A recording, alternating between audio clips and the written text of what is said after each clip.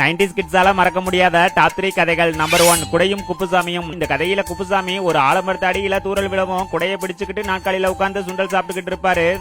அப்ப ஒரு பெரிய வெள்ளை வந்து குடையோட குப்புசாமியை கடலுக்குள்ள அடிச்சுட்டு போகும். அந்த நேரத்துல ஒரு திமிங்கலம் குப்புசாமியை விழுங்கிடும். அப்ப குடையோட இருந்த குப்புசாமி திமிங்கலத்தோட வயிற்றுல ஓங்கி உதச்சதுமே அவர் திமிங்கலம் துப்பிடும். கடைசியா வானத்துல பறந்த குப்புசாமி தான் வச்சிருந்த குடையை விரிச்சதும் பறந்து வந்து வலையில விழுவாரு.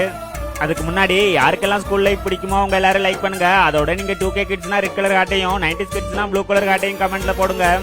நம்பர் 2, எலிப்படகு. ஒரு நாள் பாத்தீங்கன்னா ஒரு தவளை அதோட ஃப்ரெண்ட்ஸான எலி, குருவி, எறும்பு, வண்டு எல்லாரையும் கூட்டிக்கிட்டு ஒரு குளத்துல விளையாட போகும். அப்ப தவளை மட்டும் குளத்துல குதிச்சு விளையாடும் போது நீச்சல் தெரியாததால மற்றது எல்லாம் நம்ம ஒரு படகு செய்யலாம் அப்படின்னு முடிவு பண்ணோம்.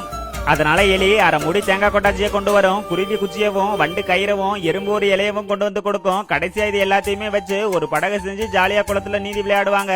நம்பர் 3, கிணற்றில் விழுந்த நிலா. 90s கிட்ஸ் எல்லாருக்குமே இந்த கதை நல்லாவே ஞாபகம் இருக்கும். ஒரு அடர்ந்த காட்டுக்குள்ள ஒரு பெரிய கிணறு இருக்கும். ஒரு நாள் நைட் நிலா வெளிச்சம் கிணத்துல விழும்போது அதை பார்த்த குரங்கு நிலா கிணத்துக்குள்ள விழுந்துடுச்சு அப்படின்னு எல்லா குரங்கும் பயந்து ஒண்ணு சேர்ந்து அந்த நிலாவை வெளியெடுக்க பார்க்கும்.